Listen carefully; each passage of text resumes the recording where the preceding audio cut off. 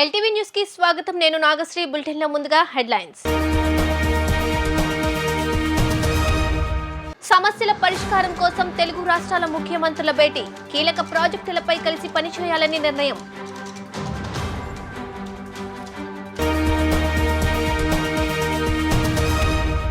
ఘన ద్రవ వ్యర్థాల నిర్వహణపై ప్రదర్శనను పరిశీలించిన deputy CM Pavan Kalyan. Recycling కు ఉపయోగపడని వస్తువుల వినియోగాన్ని ప్రోత్సహించరాదని సూచన.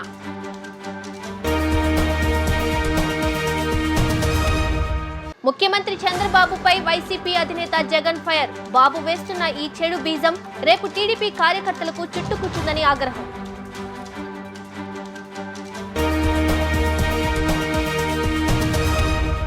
ఇక డీటెయిల్స్ చూస్తే, కీలక ప్రాజెక్టులపై కలిసి పనిచేయాలని ఏపీ, తెలంగాణ ప్రభుత్వాలు నిర్ణయించాయి. ఇరు రాష్ట్రాల ముఖ్యమంత్రుల భేటీలో చర్చలు సామరస్యపూర్వకంగా జరిగాయి. సమస్యలపై తరచూ మాట్లాడుకుంటూ వీలైనంత వేగంగా పరిష్కరించుకోవాలని ముఖ్యమంత్రులు నిర్ణయించారు. ముఖ్యమంత్రులు ఇద్దరూ ఇదే సానుకూల దృక్పథం, పరస్పర సహకారంతో ముందుకు వెళితే రెండు రాష్ట్రాల మధ్య పెండింగ్లో ఉన్న అంశాలన్నీ సాధ్యమైనంత త్వరలోనే పరిష్కారం అవుతాయని, ఉభయ రాష్ట్రాల ప్రజలకు మేలు జరుగుతుందన్న అభిప్రాయం సమావేశంలో పాల్గొన్న మంత్రులు, అధికారుల్లో వ్యక్తమైంది. ఆంధ్రప్రదేశ్, తెలంగాణ మధ్య పెండింగ్ లో ఉన్న విభజన అంశాలు, ఇతర సమస్యల పరిష్కారంపై శనివారం హైదరాబాద్ లో ముఖ్యమంత్రులు చంద్రబాబు, రేవంత్ రెడ్డి మధ్య అత్యంత సహృదభావ వాతావరణంలో చర్చలు సాగాయి. గడిచిన 10 ఏళ్లలో ఏ వివాదాలు లేకుండా రెండు రాష్ట్రాలకు సంబంధించిన అత్యంత కీలక అంశాల పరిష్కారం దిశగా జరిగిన మొదటి సమావేశం ఇదేనని చెప్పాలి. రెండు తెలుగు రాష్ట్రాల మీదుగా వెళ్లే వివిధ జాతీయ రహదారులు, రైల్వే ప్రాజెక్టులను పరస్పర సహకారంతో వేగంగా పూర్తి చేసుకోవాలని సమావేశంలో నిర్ణయించారు. హైదరాబాద్, అమరావతి మధ్య ప్రతిపాదిత green field express highway, bullet train, Hyderabad Bengaluru express way వంటి ప్రాజెక్టులకు భూసేకరణను వేగంగా పూర్తి చేసి వీలైనంత త్వరగా ఆ ప్రాజెక్టులను ఆచరణలోకి తీసుకురావాలన్న అభిప్రాయం సమావేశంలో వ్యక్తమైంది. తెలంగాణలో విమానాశ్రయాలు, విమాన సర్వీసులకు సంబంధించిన అంశాలపై పరస్పరం సహకరించుకోవాలన్న నిర్ణయానికి వచ్చారు. కేంద్ర పౌర విమానయాన శాఖ మంత్రిగా శ్రీకాకుళం ఎంపీ రామ్మోహన్ నాయుడు ఉన్నందున ఆయన సహకారంతో తెలంగాణకు సంబంధించిన పెండింగ్ అంశాల్ని పరిష్కరించుకోవచ్చన్న అభిప్రాయం వ్యక్తమైంది. వినియోగించుకోవడంలో శాస్త్రీయ విధానాలను పాటిస్తే వ్యర్థం నుండి కూడా సరికొత్త సంపద సృష్టి చేయవచ్చని, ఘన ద్రవ వ్యర్థాల విషయంలో సృజనాత్మకంగా ఆలోచించి దానిని పునర్వినియోగం చేస్తే పారిశుద్ధ్య సమస్యలను అధిగమించవచ్చని ఉప ముఖ్యమంత్రి పవన్ కళ్యాణ్ అన్నారు. ఇందులో అనుభవం ఉన్న నిపుణులతో ఒక వర్క్ షాప్ నిర్వహించాలని పంచాయతీరాజ్, గ్రామీణాభివృద్ధి శాఖ ముఖ్య కార్యదర్శికి దిశానిర్దేశం చేశారు. క్యాంపు కార్యాలయంలో ఘన ద్రవ వనరుల నిర్వహణ ప్రాజెక్టు డైరెక్టర్ శ్రీనివాసన్ ఆధ్వర్యంలో గార్బేజ్ టు గోల్డ్ పేరుతో ఒక ప్రదర్శన నిర్వహించగా దానిని పవన్ కళ్యాణ్ ప్రారంభించారు. స్థానిక సంస్థలకు వ్యర్థాల నిర్వహణ, పారిశుద్ధ్య నిర్వహణ ఒక సవాల్గా మారుతోందని, శాస్త్రీయ దృక్పథంతో ఘన, ద్రవ వ్యర్థాలను నిర్వహించడంపై అధ్యయనాలు జరుగుతున్నాయని పవన్ తెలిపారు. ఇందులో అనుభవం ఉన్న నిపుణులతో ఒక వర్క్ షాప్ నిర్వహించాలని పంచాయతీరాజ్, గ్రామీణాభివృద్ధి శాఖ ముఖ్య కార్యదర్శికి దిశానిర్దేశం చేశారు. ఈ విధమైన వర్క్ షాపుల ద్వారా వ్యర్థాల నిర్వహణపై అవగాహన పెరిగి చెత్త నుండి సంపద సృష్టించే మార్గాలు పెరుగుతాయన్నారు. ఉపాధి అవకాశాలు వస్తాయని, పర్యావరణానికి మేలు కలుగుతుందని తెలిపారు. రాష్ట్రంలో మునిపెన్నడూ లేని చెడు సంప్రదాయానికి ముఖ్యమంత్రి చంద్రబాబు నాయుడు నాంది పలికారని వైసీపీ అధినేత వైఎస్ జగన్మోహన్ రెడ్డి ఆగ్రహం వ్యక్తం చేశారు. వెంటనే ఆపకపోతే భవిష్యత్తులో అదే వాళ్లకు, టీడీపీకి తిప్పి కొడుతుందని మరోసారి హెచ్చరించారు. చంద్రబాబు చేసిన పాపాలు వారి కార్యకర్తలకు చుట్టుకుంటాయని, ఫలితం అనుభవించక తప్పదని అన్నారు. రిమ్స్ లో చికిత్స పొందుతున్న పార్టీ కార్యకర్తను పరామర్శించిన జగన్ ఆసుపత్రి బయట మీడియాతో మాట్లాడుతూ వైసీపీకి ఓటేశారని 20 ఏళ్ల పిల్లాడిని దారుణంగా కొట్టారు. గతంలో ఎప్పుడూ ఇలాంటి ఘటనలు జరగలేదు. చంద్రబాబు రాష్ట్రంలో భయానక వాతావరణం సృష్టిస్తున్నారు. శిశుపాలుడి పాపాల మాదిరి ఆయన పాపాలు పండుతున్నాయి. అధికారం మారిన రోజున ఆ పాపాలు తనకు చుట్టుకుంటాయని చంద్రబాబు గుర్తించాలని వైఎస్ జగన్ అన్నారు. చంద్రబాబు మోసపూరిత వాగ్దానాల వల్లే 10% ఓట్లు పడ్డాయన్న జగన్ రైతు భరోసా, నిరుద్యోగ భృతి ఏమైందని నిలదీశారు. దాడులపై కాకుండా ఇచ్చిన హామీలపై దృష్టి సారించాలని, నాయకులుగా ఉన్న మనం ఎప్పుడూ ఇలాంటి దాడులు, సంస్కృతిని ప్రోత్సహించే పరిస్థితి రాకూడదని చంద్రబాబుకి జగన్ హితవు పలికారు. వేంపల్లిలో శుక్రవారం వైఎస్ఆర్సీపీ కార్యకర్త అజయ్ కుమార్ రెడ్డిపై టీడీపీ శ్రేణులు దాడి చేశారు. ఈ దాడిలో అజయ్ తీవ్రంగా గాయపడ్డారు. దీంతో ఆయన్ను కడప రిమ్స్కు తరలించి చికిత్స అందిస్తున్నారు. వైఎస్ఆర్ జిల్లా 3 రోజుల పర్యటనకు వచ్చిన జగన్ కార్యకర్త దాడి గురించి తెలుసుకున్నారు. నేరుగా కడప ఎయిర్పోర్ట్ నుండి రిమ్స్కు వెళ్లారు. ధైర్యంగా ఉండాలని, పార్టీ తరఫున అవసరమైన సాయం చేస్తామని అజయ్కు ఆయన భరోసా ఇచ్చారు. వైఎస్ఆర్ కాంగ్రెస్ పార్టీకి సంబంధించిన కుటుంబానికి చెందిన వ్యక్తిని అతి దారుణంగా కావాలని అదే పనిగా ఒక వెహికల్లో వచ్చి దారిలో పోతా ఉన్న పిల్లోడిని బైక్ ఆపి నిర్దాక్షిణ్యంగా కొట్టి హాస్పిటల్ పాలు చేస్తూ ఉంటే ఏం సాధిస్తూ ఉన్నారు? ఇంతవరకు పులివెందుల్లో ఎప్పుడు ఇలాంటి సాంప్రదాయం లేదు. ఎన్నో ఎన్నికల్లో చేశారు. ఎప్పుడు పులివెందుల్లో ఇలాంటి సాంప్రదాయం లేదు. ఎన్నికలు అయిపోయిన తర్వాత ఓటు వేయని వారిని కొట్టే కార్యక్రమం ఎప్పుడు జరగల. రాష్ట్ర వ్యాప్తంగా కూడా ఒక భయాందోళన వాతావరణం క్రియేట్ చేయడం కోసం అని రాష్ట్ర వ్యాప్తంగా ఇదే చేయిస్తూ ఉన్నారు దగ్గరుండి. ఏం సాధిస్తారు దీనివల్ల? మీరు వేసే ఈ బీజం చేసే ఈ చెడు సాంప్రదాయం రేపొద్దున మళ్ళీ తెలుగుదేశం పార్టీ కార్యకర్తలకి చుట్టుకుంటుంది. చంద్రబాబు నాయుడు అనుకుంటా ఉన్నాడు తానేదో ఈ మాదిరిగా చేసి భయాందోళన క్రియేట్ చేసి వైఎస్ఆర్ కాంగ్రెస్ పార్టీకి ఓటు వేసిన వాళ్ళని కొట్టడం వల్ల ఒక తెలియని ఆనందం తనలో ఏదో పొందాలని చెప్పి అనుకుంటా ఉన్నాడు. రాష్ట్ర వ్యాప్తంగా ఒక భయాన్ని క్రియేట్ చేయాలని ప్రయత్నం చేస్తూ ఉన్నాడు. కానీ నేను చంద్రబాబు నాయుడు గారికి మరొక్కసారి కూడా చెప్తా ఉన్నా, ఒక చెడు సాంప్రదాయానికి నాంది పలుకుతూ ఉన్నారు. దయచేసి ఆపండి. ఆపకపోతే మాత్రం ఎల్లకాలం మీరే అధికారంలో ఉండరు. అధికారం మారిన రోజున ప్రజలు చంద్రబాబు నాయుడు గారు చేస్తూ ఉన్న ఈ అన్యాయాలను చూసి శిశుపాలని పాపాలు పండినట్టుగా ఆ పాపాలు చాలా వేగంగా పండుతూ ఉన్నాయి. అధికారం మారిన రోజున తాను చేస్తూ ఉన్న ఈ చెడు సాంప్రదాయం తనకే చుట్టుకుంటుంది. ఎవరి మనోభావాలు దెబ్బతినకుండా విభజన అంశాలను పరిష్కరించుకోవాలని నిర్ణయించినట్లు మంత్రి అనగాని సత్యప్రసాద్ తెలిపారు.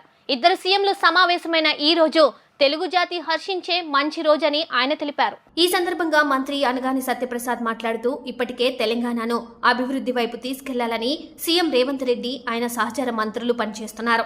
అయితే తెలుగువారు ఎక్కడున్నా సుభిక్షంగా ఉండాలని భావించి మా ముఖ్యమంత్రి చంద్రబాబు 2 రాష్ట్రాల మధ్య పెండింగ్లో ఉన్న విభజన సమస్యల పరిష్కారానికి సమావేశమవుదామంటూ రేవంత్ రెడ్డికి లేఖ రాశారు. ఆ మేరకు జరిగిన ఈ సమావేశంలో పలు అంశాలపై కూలంకుషంగా చర్చించి మంత్రులు, అధికారుల అభిప్రాయాలను తీసుకున్నాం. ఎవరి మనోభావాలు దెబ్బతినకూడదని, అందరి భావోద్వేగాలను పరిగణలోకి తీసుకుని సమస్యలను సానుకూలంగా సత్వరంగా పరిష్కరించుకోవాలని నిర్ణయించాం. అందులో భాగంగానే అధికారులు, మంత్రుల స్థాయి కమిటీలను ఏర్పాటు చేశాం. విభజన సమస్యలే కాకుండా రాబోయే రోజుల్లో మంచి వాతావరణాన్ని సృష్టించడానికి తరచుగా ముఖ్యమంత్రులు కలవాలని నిర్ణయించారు. ఇవన్నీ కూడా ఎందుకంటే మీ అందరికీ తెలుసు, తెలంగాణ ఒక ఉద్యమంతో, ఒక నిధులు విధులు కేటాయింపులతో ఏర్పాటైంది. అంటే దాని మీద ఉద్యమం చేసి ఏర్పాటైంది. అలాగే ఆంధ్రప్రదేశ్ అభివృద్ధి, వారి యొక్క సెంటిమెంట్లు కూడా చాలా పరిణామం తీసుకుని ఎవరు యొక్క మనోభావాలు దెబ్బతినకూడదు, అందరి యొక్క భావోద్వేగాలన్నీ కూడా పరిణామం తీసుకుని మనం ఇవన్నీ కూడా ఫుల్ఫిల్ చేసుకోవాలని చెప్పేసి ఒక లక్ష్యంతో ఏదైతే రీఆర్గనైజేషన్ యాక్ట్లో ఉన్న ప్రతి ఒక్క అంశం కూడా పూర్తిగా చర్చలతోనే అది సానుకూలంగా సత్వరంగా పరిష్కరించాలనే లక్ష్యంతోనే ఈ యొక్క ఆఫీసర్స్ కమిటీ ఏర్పాటు చేయడం కానీ, దాని తర్వాత మినిస్టర్స్ కమిటీ ఏర్పాటు చేయడం కానీ, తర్వాత ముఖ్యమంత్రులు కూడా అన్ని విషయాలు కూడా నాట్ ఓన్లీ రీఆర్గనైజేషన్ యాక్ట్, అది కాకుండా కూడా రాబోయే రోజుల్లో కూడా మంచి వాతావరణం క్రియేట్ చేసే విధంగా ముఖ్యమంత్రులు కూడా ఫ్రీక్వెంట్గా కలుద్దామని చెప్పి ఒక ఆలోచన ముందు రావటం నిజంగా చాలా ఆనందదాయకం. అలాగే మరి ముఖ్యంగా ఎలా అయితే గౌరవనీయులు బట్టి విక్రమార్క చెప్పారో, తెలంగాణ రాష్ట్రం ఏర్పడిన తర్వాత డ్రగ్స్ ఫ్రీ స్టేట్గా చేయాలని చెప్పేసి తపనతో పనిచేస్తూ ఉన్నారు. దాని మీద కూడా సుదీర్ఘంగా చర్చించి ఏదైతే అక్కడ ప్రభుత్వం ఏర్పడిన తర్వాత ఒక సబ్ కమిటీ మేము వేసుకోవడం జరిగింది 6 మంత్రులతో. ఎందుకంటే అక్కడ మా దగ్గర కూడా స్కూల్ బ్యాగుల్లో అంటే 8th క్లాస్ చదువుకునే స్కూల్ బ్యాగుల్లో కూడా మనకి గంజాయి దొరికే పరిస్థితి మాకు అక్కడ రాష్ట్రంలో ఉంది. కాబట్టి ఎడ్యుకేషన్ మినిస్టర్ కానీ, గౌరవ హోమ్ మినిస్టర్ కానీ, అలాగే ట్రైబల్ వెల్ఫేర్ మినిస్టర్ కానీ, ట్రాన్స్పోర్ట్ మినిస్టర్ అందరూ కూడా వేసుకుని మేము సబ్ కమిటీ ఏర్పాటు చేయడం, వారి మీటింగ్ కూడా జరగడం జరిగింది. సో అక్కడ ఉన్నటువంటి ఈ యొక్క డ్రగ్ కల్చర్ని ఇక్కడ ఉన్నటువంటి డ్రగ్ కల్చర్కి లింక్ ఉంది. ఎందుకంటే అక్కడ ఉత్పత్తి అయ్యి ఇక్కడికి ఎక్కువగా వస్తుందని చెప్పేసి ఇక్కడ ముఖ్యమంత్రి గారు చాలా కన్సర్న్గా ఉన్నారు. కాబట్టి ఒక జాయింట్గా ఒక 2 అధికారులను అడిషనల్ డీజీపీ స్థాయి అధికారులను వేయటం, డ్రగ్స్ని పూర్తిగా అరికట్టి తెలుగు జాతిని కాపాడాలని లక్ష్యంతో అది కూడా చేయటం జరిగింది. ఇవన్నీ కూడా రాబోయే రోజులు అంటే ఒక టైం లైన్ పెట్టుకున్నాం. 2 వారాల్లో తప్పకుండా ఇరు ముఖ్యమంత్రులు కూడా హర్షించే విధంగా ఏదైతే ఈరోజు సూచనలు ఇచ్చారో మంత్రివర్యులందరూ కూడా ఇవన్నీ కూడా తీసుకుని వెళ్ళి ఆఫీసర్స్ అందరూ కూడా కూర్చుని 2 రాష్ట్రాల ముఖ్యమంత్రులు, నేను, ఏపీ మంత్రులు అందరం కలిసి విభజన అంశాలపై లోతుగా చర్చించామని బట్టి విక్రమార్క తెలిపారు. విభజనకు సంబంధించిన చాలా సమస్యలు గత 10 ఏళ్లుగా పరిష్కారానికి నోచుకోలేదని, వీటన్నింటిపై త్వరితగతిన చర్చించుకొని ముందుకు వెళ్లాలన్న ఉద్దేశంతోనే ఈ సమావేశాన్ని ఏర్పాటు చేశామని ఆయన తెలిపారు. ఈ సందర్భంగా తెలంగాణ డిప్యూటీ సీఎం బట్టి విక్రమార్క మాట్లాడుతూ విభజన చట్టంలో పొందుపరిచిన అంశాలతో పాటు పరిష్కారానికి నోచుకొని ఇతర అంశాలు కూడా చర్చకు వచ్చాయి. ఈ సమస్యలన్నిటికీ సమాధానాలు, పరిష్కారాలు సమావేశంలోనే దొరుకుతాయని అనుకోలేదు. వీటి పరిష్కారానికి గాను విధానపరమైన నిర్ణయం తీసుకోవడానికి ఒక వ్యవస్థను ఏర్పాటు చేసుకోవాల్సిన అవసరం ఉంది. అందుకే సమావేశంలో కూలంకషంగా చర్చించుకొని ఒక నిర్ణయానికి వచ్చామని చెప్పారు. ఈ మేరకు విభజన సమస్యల పరిష్కారానికి ఉన్నత స్థాయి అధికారులతో కూడిన కమిటీని వేయాలని నిర్ణయించామన్నారు. ఈచ్ స్టేట్కి 3 మెంబర్స్ కలిపి ఒక కమిటీని వేసి కొద్ది రోజుల్లో అంటే అనగా ఒక 2 వారాల లోపల సమావేశమై సాధ్యమైనంత వరకు వాళ్ళ స్థాయిలో పరిష్కారానికి వచ్చేటువంటి అంశాలని చర్చించి పరిష్కార మార్గాన్ని ఎత్తడం కోసం ఒక కమిటీ వేయాలని నిర్ణయించడం జరిగింది. ఈ ఉన్నత స్థాయి అధికారుల కమిటీ ద్వారా కూడా పరిష్కారం కానటువంటి అంశాలు ఏమైనా ఉంటే 2 రాష్ట్రాలకు సంబంధించిన మంత్రులతో కూడినటువంటి ఒక కమిటీని వేయాలని, ఆ కమిటీలో పరిష్కార మార్గం కోసం వాళ్ళు సమావేశాలు పెట్టుకొని కొన్ని మార్గాలు చూడాలని, రాష్ట్ర స్థాయి మంత్రుల కమిటీలో పరిష్కారం అయ్యేటువంటి అంశాలని ఇరు రాష్ట్రాలకు సంబంధించినటువంటి ముఖ్యమంత్రి స్థాయిలో అంగీకరించడం, ఒకవేళ అక్కడ కూడా పరిష్కారం కానటువంటి మార్గాలు ఏమైనా ఉంటే, ఆ అంశాలు ఉంటే మళ్ళీ రాష్ట్ర స్థాయిలో ముఖ్యమంత్రుల స్థాయిలో సమావేశాన్ని ఏర్పాటు చేసుకొని పరిష్కార మార్గం కనుగొనడం కోసం ప్రయత్నం చేయాలని. అంటే ఒకటి ఉన్నత స్థాయి అధికారుల కమిటీ, ఆ తర్వాత మంత్రిమండలి సంబంధించినటువంటి కమిటీ, ఆ తర్వాత ముఖ్యమంత్రి స్థాయిలో నిర్ణయాలకు సంబంధించి సమావేశాలు ఏర్పాటు చేసుకోవాలని ప్రాథమికంగా ఈనాటి సమావేశంలో తీసుకున్నటువంటి నిర్ణయం. అలాగే ఇంకొక అతి ముఖ్యమైనటువంటి నిర్ణయం కూడా తీసుకోవడం జరిగింది. డ్రగ్స్ వ్యతిరేకంగా కఠినమైన నిర్ణయాలు తీసుకునేటట్టుగా ఒక కార్యాచరణ ప్రణాళిక తీసుకొని ముందుకు పోతా ఉన్నాం. దాంతోపాటు సైబర్ క్రైమ్స్ సంబంధించి కూడా సామాన్య ప్రజలు చాలా ఇబ్బంది పడుతూ ఉన్నారు. ఈ సైబర్ క్రైమ్స్ నుంచి కూడా, ఈ డ్రగ్స్ నుంచి కూడా రాష్ట్రాన్ని కాపాడాలనే ఉద్దేశంతో ముందుకు తీసుకొని పోతున్నటువంటి ఈ ప్రక్రియలో 2 రాష్ట్రాలు కూడా కలిసి ఒక కోఆర్డినేషన్ కమిటీ ద్వారా చేయగలిగితే ఇంకా పకడ్బందీగా వీటిని నియంత్రించడానికి అవకాశం ఉంటుంది. కాబట్టి మాజీ సీఎం వైసీపీ అధినేత జగన్ నోరు తెరిస్తే అబద్ధాల పుట్టాని తెలుగుదేశం పాలిట్ బ్యూరో సభ్యులు వర్లరామయ్య వ్యంగ్యాస్త్రాలు గుప్పించారు. మనీ లాండరింగ్ కేసులో 40,000 కోట్లు కొల్లగొట్టిన జగన్పై 11కి పైగా ఛార్జ్ షీట్లు ఉన్నాయని, మొన్నటి వరకు ఆయన ఏపీకి ముఖ్యమంత్రిగా పనిచేయడం దురదృష్టకరమని అన్నారు. మంగళగిరి తెలుగుదేశం పార్టీ కేంద్ర కార్యాలయంలో ఏర్పాటు చేసిన పాత్రికేయుల సమావేశంలో టీడీపీ పాలిట్ బ్యూరో సభ్యులు వర్లరామయ్య మీడియాతో మాట్లాడుతూ మాచర్ల మాజీ ఎమ్మెల్యే పిన్నెల్లి రామకృష్ణారెడ్డి 4 సార్లు ఎమ్మెల్యేగా గెలిస్తే మంచివాడైపోతాడని ప్రశ్నించారు. ఒక రిమాండ్ ఖైదీ పిన్నెల్లిని ఎన్నో కేసుల్లో ఛార్జిషీట్లు ఎదుర్కొంటున్న మరో ముద్దాయి జగన్ రెడ్డి నెల్లూరు జైల్లో మిలాఖత్ అయ్యారని సెటైర్లు గుప్పించారు. ఇద్దరు ముద్దాయిలు కలిసి జైల్లో దాదాపు 22 నిమిషాలు యోగక్షేమాలు మాట్లాడుకున్నారని విమర్శించారు. జగన్ రెడ్డికి తాను చేసిన నేరం ఈవీఎం బాక్స్ ధ్వంసం చేయడం గురించి పిన్నెల్లి చెప్పారా అని ఎద్దేవా చేశారు. కోర్టులో కాకుండా బయట నేరాన్ని ఒప్పుకుంటే ఎక్స్ట్రా జ్యుడిషియల్ కన్ఫెషన్ అదే చేశాడు. ఎక్కడైనా నేను నేరం చేశాను, అదే పాపం బాలుడు, అతను మంచివాడు, 4 సార్లు గెలిచాడు. 4 సార్లు గెలిచిన మంచివాడు, 4 సార్లు గెలిస్తే మంచివాడు అన్నట ముఖ్యమంత్రి గారి ఉద్దేశంలో. కొంతమంది దొంగలు దోపిడీదారులు కూడా అప్పుడప్పుడు గెలుస్తుంటారు సార్. జగన్మోహన్ రెడ్డి గారు ఎన్నో కేసులు ఎదుర్కొంటున్న నేరస్తులు కూడా గెలుస్తారు సార్. జగన్మోహన్ రెడ్డి గారు 11 కేసులు ఉన్న వ్యక్తి, 48,000 కోట్ల రూపాయలు అన్యాయకాంతం చేశాడన్న వ్యక్తి, 5-6 ఛార్జ్షీట్లు ఎన్ఫోర్స్మెంట్ డైరెక్టరేట్తో వేయించుకున్న వ్యక్తులు కూడా గెలిచారు సార్. అందుకని గెలిచాడు కాబట్టి మంచివాడు అంటానికి లేదని నా అభిప్రాయం. మరి మీ అభిప్రాయం ఎలా ఉందో నాకు తెలియదు. జగన్మోహన్ రెడ్డి గారు మంచివాడు, 4 సార్లు గెలిపించారు. అతని మీద దొంగ కేసు, ఏం కేసు దొంగ కేసు పెట్టారు? You tell me one. EVM బద్దలు కొట్టాను నేనని అతనే నీకు చెప్పాడు. He made an extra judicial confession. అతను సిఐ మీద తిరగబడ్డాడని సిఐ గారు చెప్పారు. ఎన్నో కేసులు ఉన్నాయి అతని మీద. అతను ఘోరాతి ఘోరమైన ఒక సంఘ విద్రోహ శక్తి అతను. అటువంటి పిన్నెల్లి రామకృష్ణారెడ్డి ఒక నరహంతకుడు లాంటివాడు. అతను ఒక భయానకమైన సంఘ విద్రోహ శక్తి. అతన్ని మంచివాడు, బాలుడు, నాకు అత్యంత అయ్యుండొచ్చు. ఇటువంటి వ్యక్తులంతా మీకు సన్నిహితులు అయ్యుండొచ్చు. సన్నిహితుడు కాదు అని నేను అంటలేదు. నేను అతన్ని కూడా మీరు మంచివాడని ప్రస్తావిస్తే ఎలాగని చెప్తున్నా. మీరు ఎంత అవగాహన కలిగిన వ్యక్తి మీరు అని చెప్పి నేను అడుగుతున్నాను. అందుకే వచ్చా. చాలామంది మా వాళ్ళు మాట్లాడారు. నేను ఇప్పుడు ఇన్వెస్టిగేట్ చేస్తున్న ఆఫీసర్ని అడుగుతున్నాను. నేను జగన్మోహన్ రెడ్డి గారిని విచారణ చేయండి. జైల్లో పిన్నెల్లి రామకృష్ణారెడ్డి గారు నేరం చేసినట్టు ఒప్పుకున్నాడా? మీ దగ్గరనే అడగండి, ఆయన్ని చెబుతాడు కదా. That is extra judicial confession. ఎర్రచందనంపై మాజీ మంత్రి పెద్దిరెడ్డి, ఎంపీ మిథున్ రెడ్డిలపై ఉప ముఖ్యమంత్రి పవన్ కళ్యాణ్ చేస్తున్న ఆరోపణలు నిరాధారమైనవని వైసీపీ అధికార ప్రతినిధి నాగార్జున యాదవ్ అన్నారు.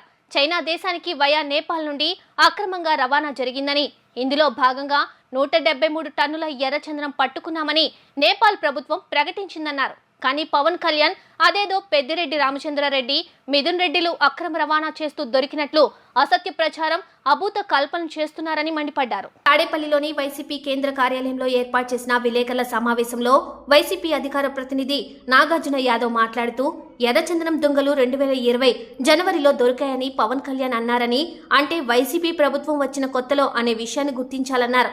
అంతకుముందు 10 ఏళ్లుగా తనిఖీల సందర్భంగా ఆ ఎర్రచందనం దొంగలు దొరికాయని నేపాల్ ప్రభుత్వం స్పష్టం చేసిందన్నారు.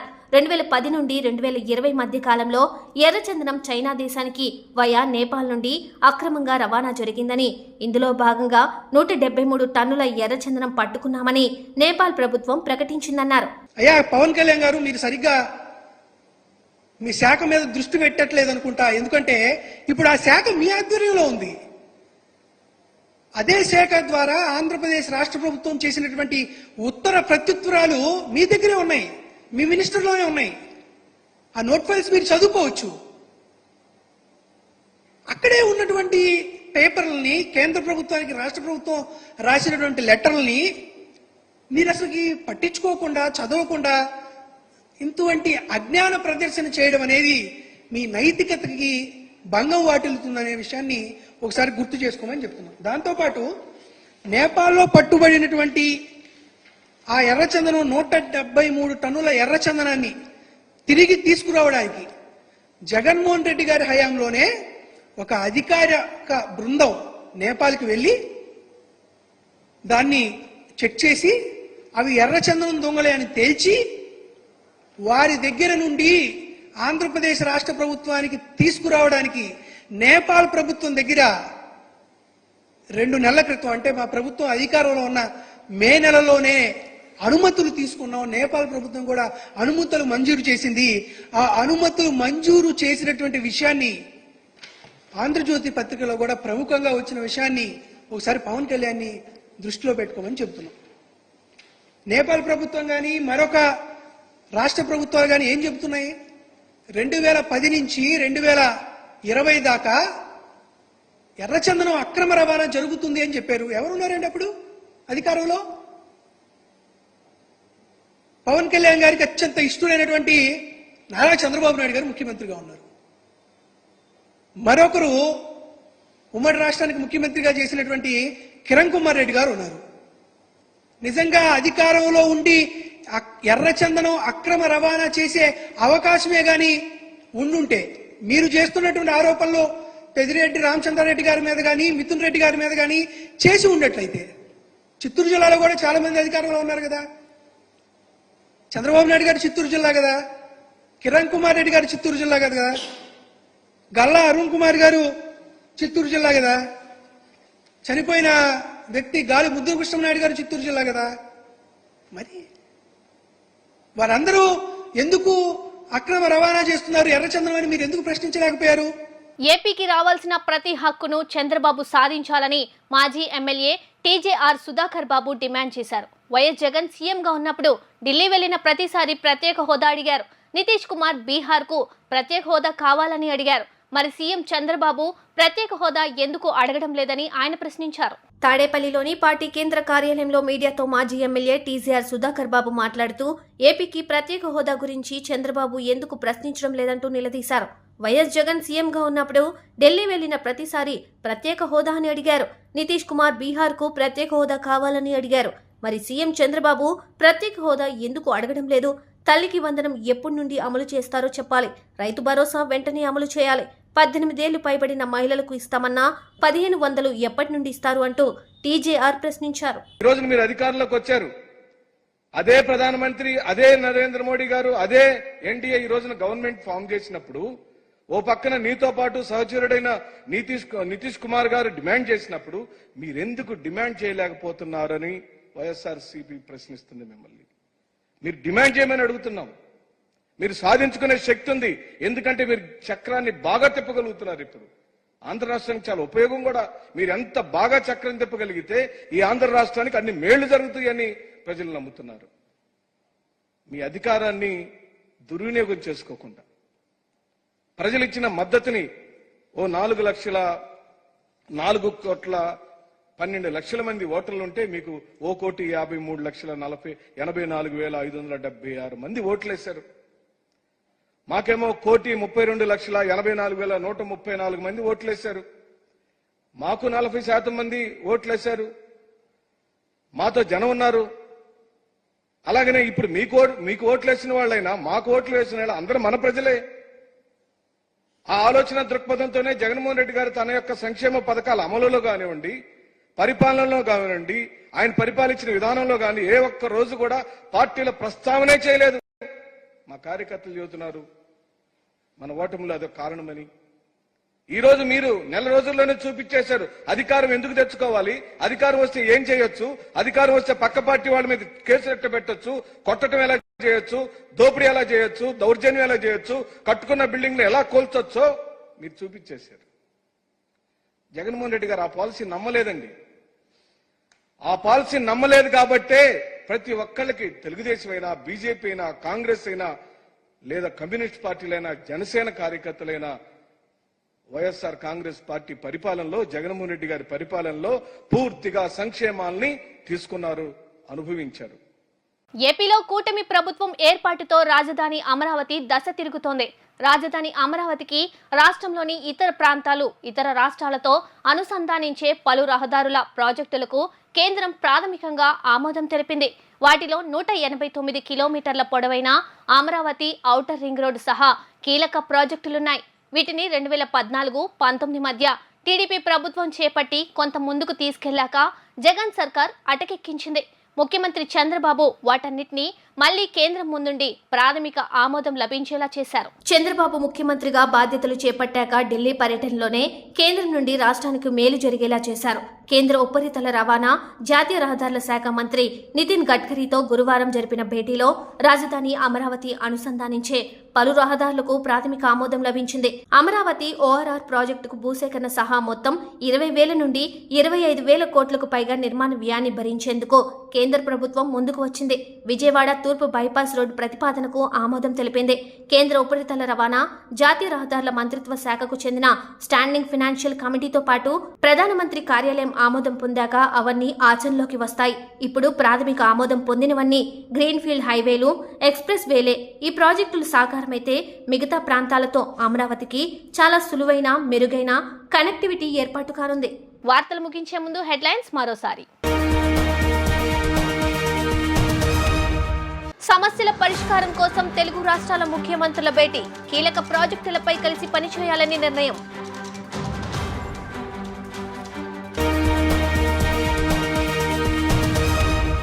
ఘన, ద్రవ వ్యర్థాల నిర్వహణపై ప్రదర్శనను పరిశీలించిన deputy CM Pavan Kalyan. Recycling కు ఉపయోగపడని వస్తువుల వినియోగాన్ని ప్రోత్సహించరాదని సూచన.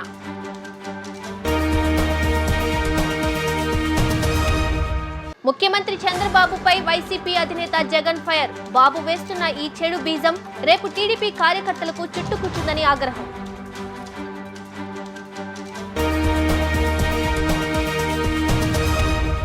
ఎల్టీవీ న్యూస్ ఇంతటితో సమాప్తం. తిరిగి మరో బులెటిన్లో మళ్ళీ కలుద్దాం. అంతవరకు సెలవు, నమస్కారం.